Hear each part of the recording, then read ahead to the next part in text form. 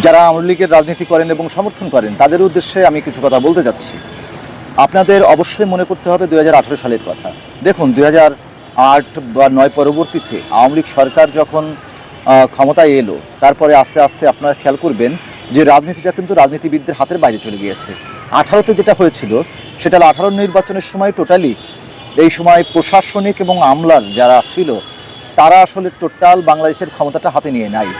আপনারা যারা আমাদের গালি দেন এবং আমরা যারা ফ্যাসিস্ট বিরোধী আন্দোলনে ছিলাম বা দীর্ঘদিন ধরে লড়াই করেছি, পুরো 17টা বছর ধরে লড়াই করেছি, তাদের হয়তো বা তাদের নানান রকম কথা বলতে পারেন, নানান কিছু বলেন, তো বলছেন আপনাদের জ্ঞাতার্থে যে 18 পরবর্তীতে রাজনীতিবিদদের হাতে কি আসলে রাজনীতি ছিল কিনা, মানে যারা সরকারি দলের তাদের হাতে ছিল কিনা আপনাদের খেয়াল রাখতে হবে। তখন কিন্তু আমরা শুনেছিলাম যে প্রত্যেকটা ওসিকে ফোন দিয়ে শেখ হাসিনা ফোন দিয়েছিল এবং নির্বাচন করতে বলেছিল। রাতের বেলা ভোট টোটাল ব্যালট পেপার ভরে গিয়েছিল।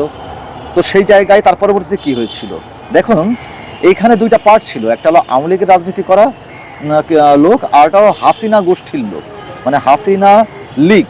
এই হাসিনা লীগে যারা ছিল তারাই মূলত সব কিছু লুটপাট করেছে এবং রাজনৈতিক যে পদগুলো নমিনেশন নেওয়া, এমপি হওয়া, একটা জেলার আমাকে বলুন তো যে জেলার সভাপতি, সেক্রেটারি এবং সাংগঠনিক সম্পাদক পোস্ট, এই পোস্টটা সবচেয়ে জনপ্রিয় মানুষটি পেয়েছিল নাকি যারা ওই হাসিনা লীগের সাথে সম্পৃক্ত বা ওই যে চক্রটা, এই চক্রের সাথে সম্পৃক্ত তারা পেয়েছিল? বা জেলা প্রশাসক বা আপনার কোর্টের যে পিপি ছিল, এই পদগুলো কারা পেত? টোটালি শেখ হাসিনা বলয়ের মধ্যে যারা, তারা। তো 18 পরবর্তীতে যেটা হলো সেটা হলো আপনার টোটাল ক্ষমতাটা চলে গেল হলো আমলা এবং ওই গোষ্ঠীর হাতে, এবং যত ধরনের লুটপাট তারা কিন্তু করেছে। আমি সবসময় একটা কথা বলি যে আমাদের যে আঞ্চলিক যে সম্প্রীতি, সেই সম্প্রীতির জায়গায় আমাদের কাজ করতে হবে। তো সেখানে কিন্তু আওয়ামী লীগ বিএনপি বলে কোনো কথা নেই। মূলত আওয়ামী লীগ দলীয় প্রতীকে ইউনিয়ন নির্বাচন করে বাংলাদেশের যে রাজনৈতিক সামাজিক যে সম্প্রীতি, গ্রামের যে সম্প্রীতি, এটাকে নষ্ট করে দিয়েছে। তো এটার জন্য দায়ী কিন্তু পুরোপুরি হাসিনা এবং তার সাথে যারা আছে তারা।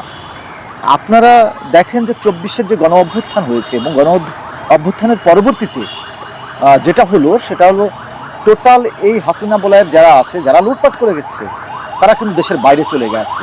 যেসব ব্যবসায়ীরা যারা হাসিনার সর্বোচ্চ সুবিধা নিয়েছে এবং আওয়ামী লীগের সাথে ছিল, তারা কিন্তু এখনও খুব ভালো আছে। তারা বিদেশে বসে নানান ধরনের উস্কানি দিচ্ছে, আর আপনারা সেই উস্কানিতে পা দিয়ে নানান জায়গায় মিছিল বের করছেন। তাহলে আসলে ব্যাপারটা কী থাকলো? আমরা যে গণমানুষের রাজনীতি প্রতিষ্ঠার কথা বলছি, আমরা যেখানে বলছি যে এই ধরনের সন্ত্রাসী বাহিনী বা গোষ্ঠীর হাতের বাইরে রাজনীতিটা আসতে হবে, তাদের আসলে কি হবে সেটাই। সেই জায়গায় যদি আপনাদের অংশগ্রহণ না থাকে, কারণ আওয়ামী লীগের সাপোর্টার যারা, তারা তো এই জনগোষ্ঠীর বাইরের কেউ না, বা আমরা যারা আছি আমরা তো এই জনগোষ্ঠীর বাইরের কেউ না, বা এই ধরনের কালচার বা সংস্কৃতি যদি চলতেই থাকে তাহলে তো পরিবর্তন সম্ভব না। যেহেতু পরিবর্তন সম্ভব না, সেহেতু আমাদের সবাইকে সচেতন হতে হবে। তাহলে উপায় কি? উপায় হলো, আপনাকে আবার মনে করিয়ে দিই যে যত এমপি আছে, যত মন্ত্রী আছে, যত জেলার সভাপতি, সেক্রেটারি, সাংগঠনিক সম্পাদক আছে, তারা কিন্তু এই হাসিনা বলয়ের ভেতরেই থেকেছে। সবচেয়ে জনপ্রিয় লোকটা কিন্তু এখানে তাদের যোগ্যতার মর্যাদা পায়নি। পাশাপাশি আপনার যারা জেলার ডিসি ছিল এবং এসপি ছিল, এই ডিসি কিন্তু আওয়ামী লীগের সভাপতি ছিল আর এসপি ছিল সেক্রেটারি।